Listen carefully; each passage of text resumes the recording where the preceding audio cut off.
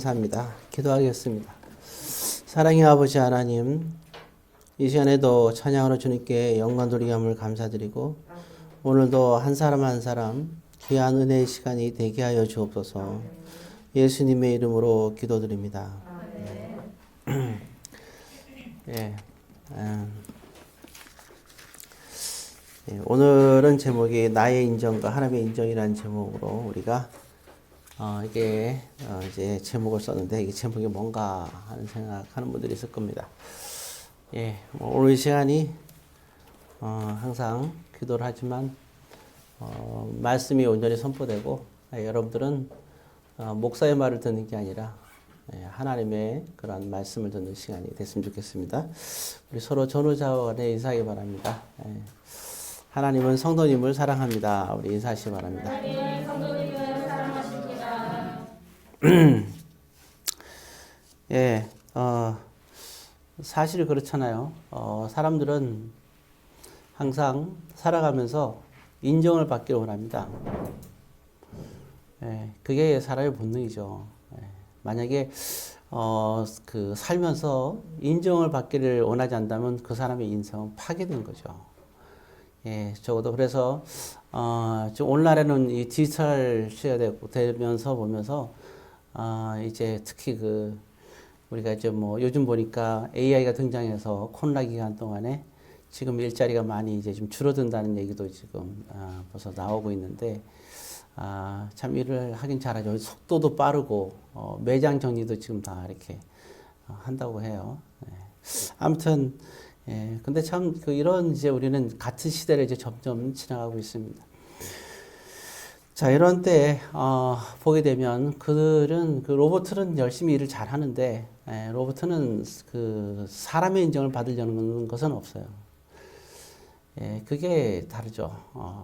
그래서 우리는 아날로그적인 생각을 갖고 있는 게 사람이잖아요. 그러니까 그 마음의 움직임이 있죠. 이제 인정받으려는 그런 마음. 그래서 그게 사람들의 특징이라고 볼 수가 있습니다. 적어도 그렇다면 우리가 이 세상에 살면서 삶의 가장 중요한 기준이 있을 거예요. 어떤 사람들은 사울왕은 사람들의 그 당시 백성들의 인정을 받고 싶어 했고 사무엘은 하나님의 인정을 받고 싶어 했고 자, 우리는 그래도 하나님을 여태까지 안다고 해왔던 사람들이고 서서 모른다 하더라도 어렸을 때부터 모태신앙으로 신앙생활을 해왔던 사람들입니다. 우리가 살아온 신앙생활 할 때 적어도 다 이곳에 있는 분들은 10년 이상 다 교회를 다녔던 사람이에요. 그렇다면 이제 교회의 모든 주관자는 하나님이시잖아요. 그렇다면 적어도 내가 믿음이 있던 없던 적어도 교회를 10년 이상 다녔다면 적어도 하나님의 인정은 받아야 되지 않겠습니까? 예, 그것이 제일 중요하죠. 예, 그래서 우리는 이게 신앙생활을 하고 교회 생활을 한다면 하나님의 인정을 받도록 우리는 마음을 가져야 된다 생각이 됩니다. 또 그런 마음이 당연히 있어야 되겠죠. 자, 그러면 중요한 것은 우리는 어떻게 하나님의 인정을 받을 것인가. 네, 일단 그 부분에 대해서 오늘 우리가 말씀을 나눠보기 원합니다. 네, 그래서 지금 우리가 보는 말씀이 고린도전서 15장 10절을 봤는데 고린도전서 15장을 통해서 과연 우리는 어떻게 하면 하나님의 인정을 받을까 하는 생각을 우리가 해보기 원하는 거죠. 그래서 일단 먼저 하나님의 인정을 우리가 받으려면 제일 중요한 건 내가 먼저 하나님을 인정해야 됩니다. 우리가 하나님을 인정하지 않는데 어떻게 하나님의 인정을 받을 수 있겠어요? 그래서 우리가 하나님을 인정해야 되는데 그러면 우리가 하나님을 인정한다는 게 무엇일까 하는 것을 우리가 좀 살펴보기 원하는데 15장 1절에 보게 되면 이렇게 나와 있어요. 자, 15장 1절 한번 같이 읽습니다. 형제들아 내가 너희에게 전한 복음을 너희에게 알게 하노니 이는 너희가 받은 것이요 또 그 가운데 선 것이라. 오늘 보면 그죠? 복음은 너희가 받은 것이라. 복음은 우리가 받은 거예요. 예. 이게 제일 먼저 우리가 인정할 것은 이 복음은 내가 받은 거구나. 이게 인정이 가장 중요한 거죠. 도대체 그러면 복음이라는 게 도대체 뭐냐? 가장 이제 근본적인 것도 생각되겠죠. 인정하려면 그러면 이 복음이라는 거를 내가 받은 거구나. 그 복음이 뭐냐 하면은 거기 3절에 보게 되면 그렇게 나와 있어요. 자, 3절. 3절을 보고 우리가 다 같이 읽겠습니다. 내가 받은 것을 먼저 너희에게 전하노니 이는 성경대로 그리스도께서 우리 죄를 위하여 죽으셨다. 그렇게 나왔죠? 복음이라는 것은 정확하게 나와 있어요. 우리 죄를 위하여 죽으셨다. 그렇게 나와 있어요. 이게 복음입니다. 복음은 우리 죄를, 그러니까 나의 죄겠죠. 나의 죄를 위하여 죽으신 것. 그게 죄 문제를 해결한 것이 복음이라는 거예요. 근데 예수님께서 우리 죄를 해결하셨는데, 그걸 우리가 인정할 수 있어야 되는 거죠. 주님이 나를 위해서, 나의 죄를 위해서 죽으셨구나. 이걸 인정하는 데부터 시작됩니다. 모든 출발은 여기서 시작되는 거예요. 자, 그런데 우리가 금방 읽었듯이 3절에 보게 되면, 그렇죠. 우리 죄를 위해서 죽으셨는데, 즉 우리 죄를 해결해 주신 거죠. 근데 어떻게 했느냐? 이제 거기 3절도 나오고 4절도 나오는데요. 그리스도께서 우리 죄를 죽으셨는데 어떤 방법을 했느냐? 거기 나와 있죠. 이는 하면서 뭐라 했습니까? 성경대로. 이게 되게 중요한 거예요. 예수님은 우리 죄를 그냥 용서해 준 게 아니라 성경대로 용서해 준 거예요. 그럼 이 성경은 어떤 성경을 말할까요? 예수님이 오시기 전에 존재했던 성경이 뭡니까? 구약 성경이죠. 하나님의 말씀이잖아요. 하나님의 말씀에 근거해서 그가 태어난 곳, 이제 다 나오죠. 또 그가 자란 곳, 나사렛에서 이제 베들레헴에서 이렇게 또 보면 태어나셨잖아요. 그리고 그가 자란 곳은 베들레헴에 태어났다가 이제 헤롯 왕이 죽이려고 하니까 애굽으로 피신하게 되죠. 그래서 그가 다시 이제 애굽에서 돌아가게 되는데 이제 우리가 잘 아는 나사렛으로 가서 그곳에 가서 자라는 걸 알 수 있어요. 나중에 보면 그잖아요. 사람들이 이제 제자들이 형성되는 과정이 있을 때 이제 그런 말이 나와요. 나사렛에서 무슨 선한 것이 날 수 있느냐. 그런 말들이 나옵니다. 그래서 근데 이 모든 것들이 실제로 베들레헴에서 또 태어나게 되는데 사실은 예수님의 부모님이 우리가 알다시피 베들레헴에서 살지는 않았잖아요. 가는 도중에 생긴 거예요. 그날따라 황제가 이제 칙령을 내리는데 모든 백성들은 다 호족을 정리하라 그랬어요. 갈릴리 지역에 살고 있었지만 호족을 정리하려면 본족으로 가야 되잖아요. 본주소로. 거기가 이제 그래서 그 여정 속에서 베들레헴으로 이제 가게 된 거죠. 그 여정에서 마침 임신했던 거고 거기서 이제 이게 낳게 되는데 예수님에서 베들레헴에 탄생하게 된 거죠. 베들레헴에서 탄생한 게 그냥 우연이 되느냐? 그렇지 않아요. 보면 미가서에 보게 되면 이미 예수님이 베들레헴에서 태어나야 될 우리 죄를 해결하고 그리고 우리의 그러한 또한 우리를 위해서 이 세상에 또 태어나시고 그렇게 탄생하는 그 장소에 대해서 이미 나와 있어요. 그래서 베들레헴에서 태어날 것을 이미 얘기하고 있고요. 이런 모습들을 보면서 예수님의 탄생부터 마지막 순간까지 십자가에서 죽는 모든 여정까지 예루살렘에 입성하는 모든 것도 마찬가지입니다. 예수님 입성할 때 왜 나귀를 타고 이렇게 입성하잖아요. 그 스가랴서에 나와 있어요. 그러니까 이 모든 하는 것들. 그리고 또 예수님이 십자가에서 이렇게 나무에서 이제 이렇게 그 당시 가장 저주스러운 게 나무에서 죽는 거거든요. 예수님은 그 나무에서 그 죄인으로 죽어가죠. 그런 모습들. 그러면서 죽을 때도 제물로 드려지기 때문에 흠이 없어야 돼요. 그러면 흠이 없으면 어떻게 되냐? 뼈가 하나도 꺾이면 안 돼요. 두 강도는 뼈가 꺾이는데 무릎뼈가 꺾이는데 예수님은 안 꺾이죠. 이게 시편에 또 이게 이미 기록되어 있는 말씀입니다. 그러니까 이와 같이 성경대로 예수님은 오시고 사역하시고 그리고 십자가를 지시고 그 이유가 또 이사야에서 나와 있잖아요. 철저하게 성경대로 모든 것이 이어지게 되는 거예요. 성경대로 예수님은 이제 우리의 죄를 이게 용서하시는 그런 사건들, 죄를 감당한 거죠. 그래서 여기 본문에 보면 사도 바울은 말하기를 그렇게 얘기하는 거예요. 성경대로 하셨다. 이게 되게 중요해요. 왜 굳이 성경대로 하셨을까? 하나님의 말씀이니까. 그러니까 예수님도 사람으로 오셔갖고 성경대로 성경에 순종하는 거예요. 주의 말씀에. 그래서 이 성경이 어떤 이번에 보니까 뭐 어떤 인류학자는 진화론을 찬양하면서 벌써 이제 보니까 이번에 그러니까 하나님의 창조에 대해서 그건 거짓된 거다 하면서 이제 아주 강력하게 해서 지금 큰 이슈가 됐어요. 그런 부분들이 그런 일도 있었는데 아무튼 이런 성경을 부인하는 거죠. 그렇지만 오늘 반대로 오늘 고린도서 15장에서 보게 되면 예수님께서 이 세상에 오시고 하도 모든 사역이 성경대로 하셨다 하는 겁니다. 그래서 우리는 이와 같이 하나님의 아들인 하나님도 성경에 순종하셨어요.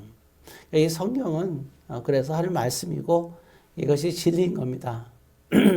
그래서 우리가 이 세상을 살아갈 때 이 성경을 주셨는데 우리는 하나님을 알 길이 없어요. 유일하게 알 수 있게끔 해주신 것이 바로 성경 아니겠어요? 그래서 이거는 사실은 굉장히 비밀이죠. 자, 그래서 일단 이 복음이 무엇인지 우리는 이제는 알게 됐죠. 복음은 결국 저와 여러분들의 죄를 용서해 주셨다. 사해 주셨다. 참 이게 감사한 일이죠. 이게 바로 복음인 겁니다. 우리가 이거를 우리에게 나에게 줬구나 하는 것을 우리가 인정할 수 있어야 되는 거죠. 이 인정이 되지 않으니까 만족이 없는 거죠. 이거는 세상이 줄 수 있는 기쁨이 아니잖아요. 세상 어떤 사람이 내 죄를 대신해서 나의 죄를 용서해 줄 수 있겠어요? 네, 그런 차원이 아니죠. 그런 부분들 있고 그래서 우리가 하나님의 말씀을 굳게 지키고 그리고 우리가 그렇게 올바로 믿으면서 그렇게 우리가 구원 얻는 삶을 살아야 되는 이유가 여기에 있는 겁니다. 그리고 또 한 가지 우리가 또 생각해 보게 되면 우리가 또 인정해야 될 것이 또 한 가지가 있는데 거기 9절과 10절입니다. 15장 9절 10절 졸지 마시고 조는 사람 좀 깨워주세요. 졸지 말고 좀 집중해서 들으겠습니다. 말합니다. 자, 15장 9절 10절 같이 씁니다. 나는 사도 중에 가장 작은 자라. 나는 하나님의 교회를 박해하였으므로 사도라 칭함 받기를 감당하지 못할 자니라. 그러나 내가 나 된 것은 하나님의 은혜로 된 것이니 내게 주신 그의 은혜가 헛되지 아니하여 내가 모든 사도보다 더 많이 수고하였으나 내가 한 것이 아니요 오직 나와 함께 하신 하나님의 은혜로라. 그렇죠? 우리가 잘 아는 말씀이죠. 나의 나 된 것은 하나님의 은혜란 말을 하고 있는데 두 번째 우리가 인정해야 될 것이 그 부분이에요. 바울은 사도들이 있는데 예수님이 12사도를 제자를 했는데 그 사도잖아요. 근데 가룟 유다가 배신하게 되고 예수님이 다시 제자를 이제 하나님 우편에 올라가셨다가 다시 이렇게 순간적으로 내려오셔갖고 사도행전 9장에 보면은 사도 바울을 제자 삼는 장면이 나와요. 참 이게 그래서 예수님이 이 세상에 있는 동안에 제자 삼는 게 12명이고 그리고 하나님 우편에 올라가셨다가 기적적으로 이 세상에 내려오셔서 제자 삼는 사건이 나오는 게 바로 다메섹 사건이잖아요. 그때 이제 그래서 그때 사도 바울이 예수님을 만나고 이제 사도의 길을 걷게 되는 거죠. 총 13명의 제자가 있는데 한 명은 우리가 알다시피 자살하게 되고 12명이 되는 겁니다. 자, 그래서 마침 다메섹 선상에 있을 때 우리가 잘 알 거예요. 스데반을 이제 7집사가 있는데 스데반 집사가 죽게 되는데 거기에 중추적을 역할했던 사람이 바로 사도 바울입니다. 스데반뿐만 아니라 많은 사람들을 감옥에 가둬둔 사람이 사도 바울이에요. 그러니까 예수를 믿는 거는 다 이단화라고 생각했던 거예요. 예. 그러니까 이게 사도 바울이 얼마나 똑똑해요. 가마리엘 문하고, 그죠? 예. 늘 얘기하지만 오늘날로 말하면 서울대 출신이라고 보면 되겠죠. 예. 외국은 옥스퍼드나 하버드 정도 수준의 출신이라고 생각하면 돼요. 그게 가마리엘 문화란 말이죠. 그렇게 지성이 있고 철학에 능통했던 사람이 사도 바울이고 얼마나 이 사람이 똑똑한지 유대인이면서 로마 시민권까지 갖게 된 그 당시 로마 시민권 가는 게 굉장히 이거는 지금 미국 시민권 가는 건 아무것도 아니에요. 근데 그런 로마 시민권 어마어마한 거죠. 예, 로마의 법이 지금도 굉장히 아주 훌륭하고 원래 전 세계 법을 만드는데 로마법이 모든 게 지배되는데 근데 한 가지 아쉬운 건 뭐냐면 로마는 그 작은 나라가 전 유럽을 다 정복하고 있었잖아요. 그러니까 로마의 그 훌륭한 법은 다른 나라는 다 노예처럼 살기 때문에 거기에 적용이 안 돼요. 그 로마 훌륭한 법은 어디에 해당되냐? 로마 시민들에게만, 시민권이 있는 사람들에게만 혜택을 주는 거예요. 근데 그 시민권을 사람들이 따려고 해도 딸 수가 없는데 사도 바울이 로마 시민권이 있다고요. 그만한 엘리트였기 때문에 그런 거죠. 그러니까 말하고 싶은 건 뭐냐면 그런 지성과 이성을 갖고 있는 사도 바울도 예수님을 핍박하는 그러니까 삶과 철학에 자신은 정말 철학적으로 난 최고라고 생각하는 거예요. 적어도 이 정도면 내가 이제 됐지라고 생각을 한 거죠. 근데 자기가 됐다고 생각하는데 나중에 보니까 예수님을 딱 부장에서 만났는데 예수님이 뭐라냐면 하나님에서 자기는 산다고 노력했는데 자기 이성으로 또 자기는 인생을 잘 산다고 생각을 했어요. 정말 열심히 살았잖아요. 그만큼 자기가 학벌을 쓰려면 얼마나 노력을 했어요. 예, 정말 대단한 노력을 한 사람인데 또 신앙생활도 열심히 하려고 했죠. 그렇지만 결국 예수님 만났을 때 자기의 정체성을 깨닫게 되는 거죠. 너는 인생을 헛살았다는 겁니다. 하나님이 직접 만나서 그 얘기를 하는데 사도 바울이 하나님 앞에서 사람 앞에서는 큰 소리 쳤지만 하나님 앞에서 자기가 할 말이 뭐가 있겠어요. 하나님 앞에서는 창조주 하나님 앞에서는 우리 인간의 존재가 정말 나약해지는 거예요. 지금도 많은 사람들이 나 잘났니 너 잘났니 해도 그날이 돼갖고 만약에 주님 앞에 서는 날 뭐 얘기하겠어요. 우리가 얘기할 수 있는 것은 아무것도 없어요. 나는 정말 나를 위해서 훌륭한 일도 했고 그리고 나는 또 나 있을 때 나는 그만한 큰 부를 누렸고 내가 있을 때 정말 구제 활동도 열심히 하고 선교 활동도 열심히 하고 이것도 열심히 저렇게 했어요. 자, 아무리 했다고 하더라도 나는 명예와 권세가 있고 난 한나라의 대통령이 됐었다고 얘기하더라도 주님 앞에 딱 그날에 서면 그게 무슨 소용이 있죠? 자기가 자기 자신이 잘 살았다는 게 뭐가 의미가 있어요? 네. 내가 나만을 인정하는 것 뿐이죠. 그건 아무 의미가 없는 거예요. 그래서 그러잖아요. 이것도 주의 이름으로 이것도 하고 저것도 했습니다. 그러니까 나는 너를 알 수 없다. 참. 그러니까 우리는 분명한 그 정체성을 우리는 알아야 되는데, 예. 그래서 바울은 그때 깊이 깨달은 거예요. 참 나는 하나님 앞에서 하나님 위해서 산다고 했는데 그게 예수를 핍박하는 삶이었다니. 그 내 인생은 실패하는 인생이었다니. 그걸 깨닫는 거죠. 그래서 말하기를 9절에 그러잖아요. 나는 하나님의 교회를 박해한 자라. 나는 사도란 말을 칭함을 받기도 나는 감당치 못한 존재다는 거예요. 그러면서 그때 나오는 게 그예요. 이런 내가 나의 정체성조차 없었던 내가 내 고집대로 내 삶대로 정말 내가 세상 최고의 학문을 갖고 있었고 최고의 나는 히브리인 중에 히브리인 나의 그런 족보와 신앙 철저한 바리새인 중에 바리새인 절제된 철저한 신앙생활을 했던 내가 그렇게 예수를 핍박하는 존재였다는 걸 깨닫는 거예요. 여러분 우리는 참 이러한 그 딜레마에 빠질 수가 있어요. 그럼에도 불구하고 나를 사도 삼아 주셨다는 거예요. 그러니까 나의 지금 내가 있게 된 여기 있는 나의 행동으로 보면 나는 여기 있을 수도 없죠. 사실 그렇잖아요. 저와 여러분들도 어떻게 이 주일날 예배에 당연히 앉으실 수가 있어요. 감히 하나님 앞에서. 우리가 무슨 자격으로, 뭔 정체성으로 우리가 앉을 수 있어요? 더군다나 하나님이 계시는 이 자리에서 안 그래요?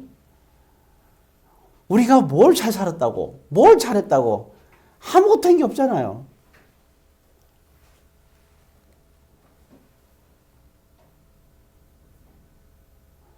그럼에도 불구하고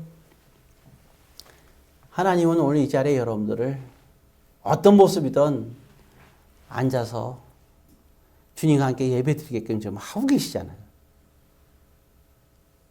내가 좋든 싫든 와서 누구에 의해서든 내가 있었던 이 자리에 앉아 있는 거는 하나님께서 앉게끔 해주신 거예요. 그러니까 바울은 그거를 깨닫게 된 거고, 그래서 그 얘기하는 거죠. 내가 지금 이 자리에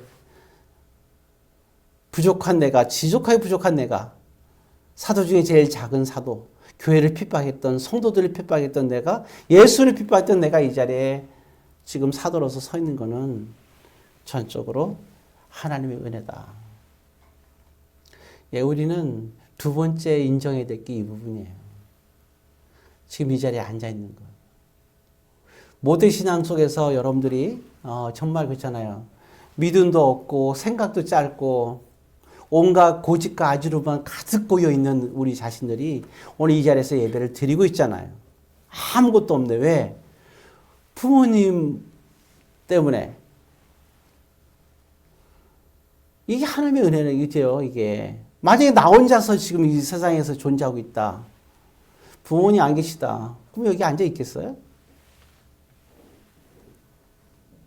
그렇지만 하나님의 은혜 가운데서 좋은 부모님 밑에 모태신앙 속에서 오늘 이 자리에 우리는 앉아서 예배를 드리고 있는 거예요. 그게 얼마나 감사해요. 그리고 또 보게 되면 그잖아요. 오늘날에 이제 보면 여러분들 보면 알겠지만 지금도 교회가 물질이 점점 많아지면서 이제 선교도 하지만 선교보다도 거의 대부분 다 이제는 교회 내부적인 문화생활, 성도들의 문화생활로 돈을 다 돌려서 뭐 이미 벌써 15년 전에 벌써 입에 교회 사우나가 이미 다 들어가 있고요. 뭐 모든 편의시설이 어마어마합니다.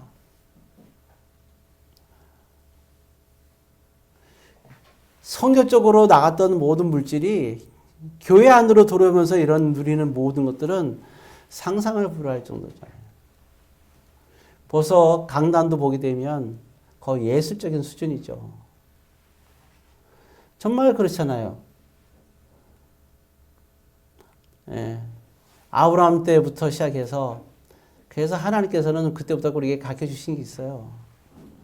왜냐하면 다윗도 그랬잖아요. 자기가 좋은 궁전에 살면서 하나님의 성전이 너무 초라하니까 기도하기 시작했던 거거든요. 그래서 아름답게 졌죠. 사람들은 착각하는 거예요. 그럼 되겠지. 하나님께서 다 가루로 만들어 버리잖아요. 정말 하나님만 원하는 건 그런 게 아니거든요. 사람들이 보기 좋은 건 그렇잖아요. 참 그래요. 예를 들어서 그런 것도 있잖아요. 이게 그런 모습들을 보면 참 안타까운 부분이 있죠. 그 제단을 쌓을 때 과거에 돌을 갖고 제단을 쌓는데 사람들은 보기 좋게 제단을 다 그 당시에 보게 되면 이제 이방인들이죠. 이방의 그런 제사진 사람들은 그 단을 쌓을 때도 돌을 얼마나 좋은 돌, 얼마나 잘 갖고요. 요즘 다이아몬드가 캐내는 값보다 그거를 잘 정지하면 그것이 훨씬 몇십 배의 가격이 나가잖아요. 그런 것처럼 그 제단의 돌을 얼마나 아름답게 그걸 잘 깎아갖고 이렇게 제단으로서 놔요. 근데 하나님은 그렇게 허락 안 했어요. 하나님은 어떻게 했냐? 돌이 있으면 갖고 오잖아요? 절대로 손 못 대게 했어요. 그냥 투박한 돌을 그냥 올려놔야 돼요. 이것 조금만 해도 손대면 안 돼요. 왜냐하면 인간들은 점점 뭔가 이렇게 하나님을 생각하면서 시작하는 건 좋은데 시간이 가면서 인위적인 것을 너무 좋아해요. 예, 저는 제주도를 참 좋아합니다. 너무 기대감이 컸고 그래갖고 이제 사실 가본 지는 얼마 그렇게 되는지는 않아요. 딱 갔어요. 그러니까 너무 좋더라고요. 근데 좀 마음 서운함이 있더라고요. 그러니까 저는 제주도를 발로 걷기보다는 생선구이를 좋아해서 가면 몰라도 바다를 보면 저는 강원도가 좋아요. 왜냐하면 이렇게 가보니까 아름다운 자연은 좋은데 너무 인위적으로 가까운 거예요. 그러니까 바람에 의해서 파도에 의해서 깎인 그러한 자연이 아니라 인공적으로 만들어진 그러한 모습들. 어느 순간에도 교회도 어느 정도 편안함은 필요해요.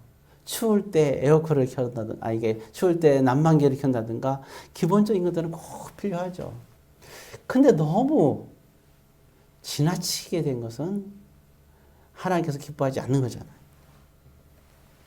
오늘 우리의 그러한 모습들을 생각해야 되는데, 아무튼, 우리 자신도 또 마찬가지인 거예요. 하나님은 정말 저와 여러분들을 처음 우리가 태어날 때 얼마나 아름답게 태어났어요. 근데 자라면서 점점 우리 자신들이 되게 괴물로 변하고 있어요. 자연스럽게 우리가 태어난 것도 하나님께서 태어나게 하셨잖아요. 우리가 살면서 우리에게 필요한 양식도 우리에게 주잖아요. 근데 인간이 만들어놓은 지식과 인간이 만들어놓은 문화를 가지고 내 속에 들어오는 순간 하나님 말씀에 대해서 반항하기 시작하고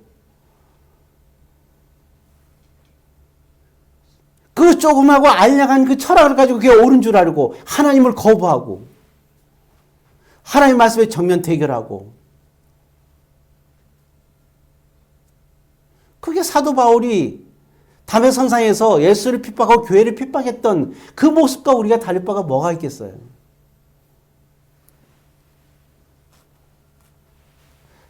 정말 생각해봐요.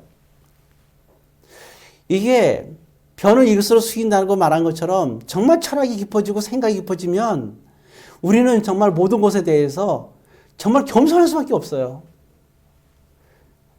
이 인간의 나약함을 느낄 수밖에 없는 거죠.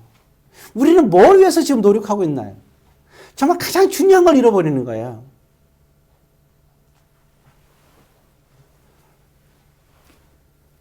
결국에는 그럼에도 불구하고 우리가 이렇게 이 자리에서 하나님께 예배를 드릴 수 있다는 자체는 그건 하나님의 은혜죠.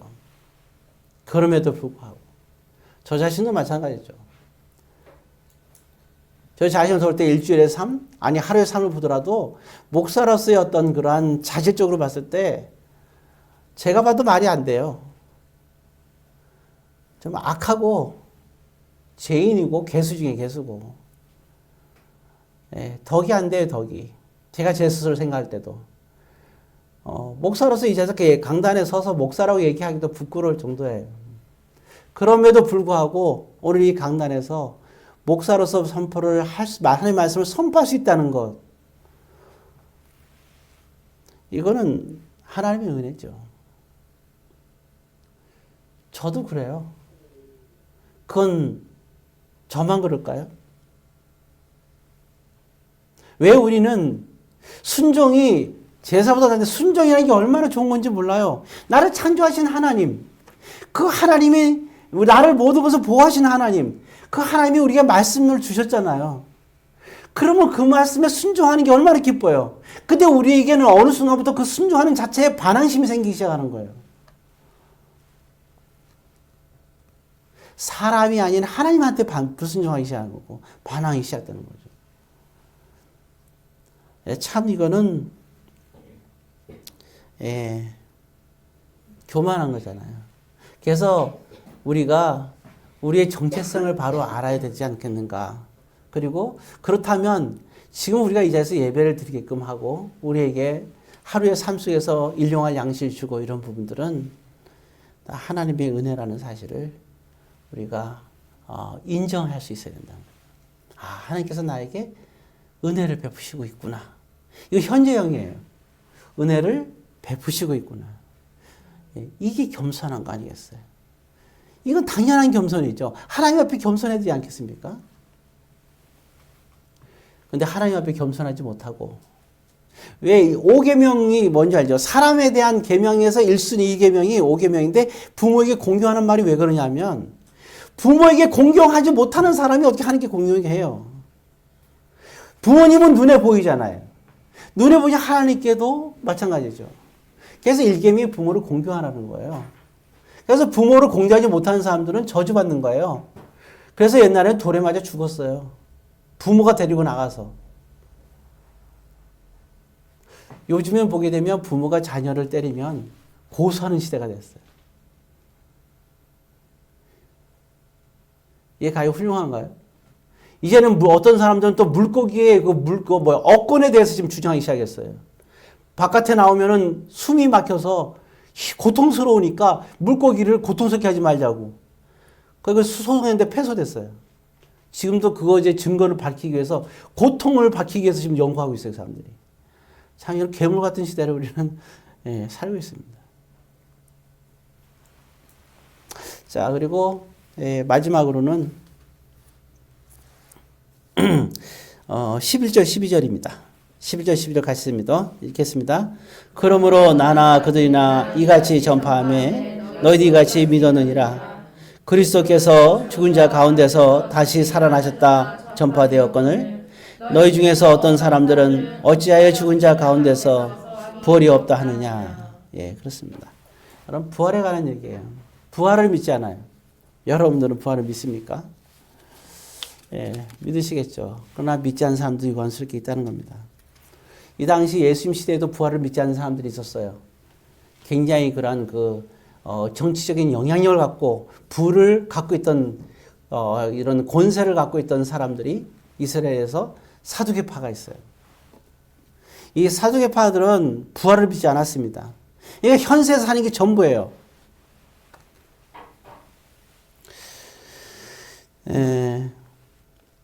부활이 없다면 믿음은 헛것입니다. 안 그래요? 우리가 왜 이렇게 열심히 신앙생활 하려고 그래요? 이 세상을 잘 살라고? 아니잖아요. 예, 우리는 다시 살아나는 게 있다고 믿는 거예요. 악인도 살아나고 영원히, 의인도 살아나고 영원히, 우리는 그걸 믿어요. 그게 부활 아니겠습니까? 근데 부활이 된 증거가 어디 있어요? 예수님 사람으로 오셨다가 사흘 만에 다시 살아나셨잖아요. 그거 믿습니까? 정말 예수님이 죽었다 다시 살아나는 걸 믿으세요?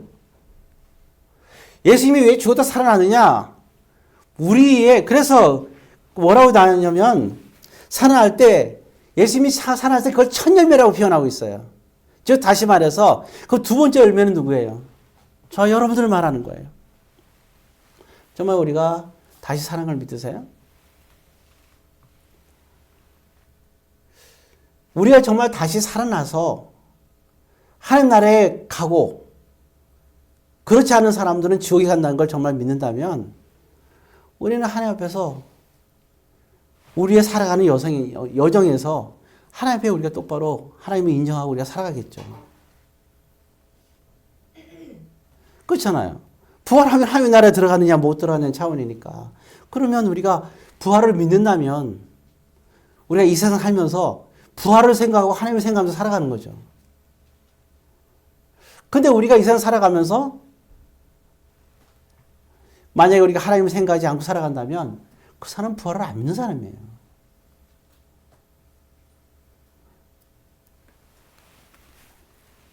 그렇지만 부활이 없다면 오늘 차라리 지나간 자 말 듣고 사는 게 나아요. 이 세상은 진화됐다. 원숭이가 사람 됐다. 바다에 세포가 뚝 떨어졌는데 그 세포가 세월이 지나면서 바닷물과 함께 막 움직이더니 점점 커져갖고 인간도 되고 코끼리도 되고 뭐 고양이가 되고 다 됐다. 그거 믿으면 돼요. 그리고 인생 살 때 뭐 이렇게 살아요? 싸우며 살지. 뭘 참으면서 살아요? 뭐 부모를 공경해요? 나 혼자 잘 먹고 잘 살면 되지. 못하는 교회 나서 예배 드려요, 힘들게. 그럴 필요 없어요. 부활이 없는데 왜 이렇게 살아요? 안 그래요? 여러분도 안 그렇습니까? 여러분 부활이 없어 이렇게 생각할 거예요? 저는 싫어요. 이렇게 사는 게 세상에서 잘 사는 거 아니라고 저는 생각해요. 주일날 영화 보고 낮잠 자고 데이트하고 하지 못하러 이렇게 살아요. 왜 우리가 절제하면서 살아요? 왜 오른밤 때문에 왼밤을 대고 살아요? 바보잖아요. 왜 참아요? 왜 굳이 말씀 전도해서 교회 예배당 나오게 해요? 예배당 나갈 필요도 없죠. 왜 나가요? 그리고 왜 사람들한테 할 말 못하고 살아요? 상처받을까봐? 그냥 마음대로 살면 되죠. 왜 굳이 목사를 직업처럼 하면서 살아요? 저는 목사를 직업이라고 생각하면 저는 못해요. 소명감이 없으면 직업이고요, 목사가. 이번에 그 국제 선교 막 터지고 그랬잖아요. 그 사람들은 사업하기 위해서 목사라고 명칭을 따고 안수까지 받았어요. 지들끼리. 그 사람들은 소명의식이 없어요. 만약에 제가 소명의식이 없으면 굳이 내가 왜 목회를 해요? 뭘 못하면 밥을 못 먹겠어요. 난 싫어요. 여러분도 싫어요, 다. 왜 목사 성도를 보고 왜 고생해요? 왜 예배 안 드리면 제대로 드리라고 그러고? 왜 미래를 보면서 너희 미래를 위해서 왜 신앙생활하고 내가 왜 학생들 청년들한테 이렇게 외치고? 왜 그 사람 내가 나쁜 얘기 이렇게 뭐라 하면 권면하면 나 싫어하는 것 뻔히 하는데 내가 왜 그 얘기를 하겠어요? 왜 굳이 바른 소리 갖고 내가 손가락질 받아야 돼요? 그거 왜 해요? 그렇잖아요.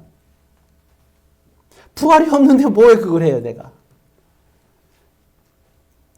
예수님의 비유의 말씀에 거지 나사로 얘기가 있어요. 거지 나사로는 천국에 갔고 부자는 지옥에 가 있는 거예요. 예수님의 비유의 말씀이 그거잖아요. 그 부자가 지옥에 가서 한 얘기가 물 한 모금 달라는데 줄 수가 없다고 하니까 고통 속에 있으면서 내 형제들은 이곳에 오지 않도록 해달라고. 제발 좀 사람을 보내달라고.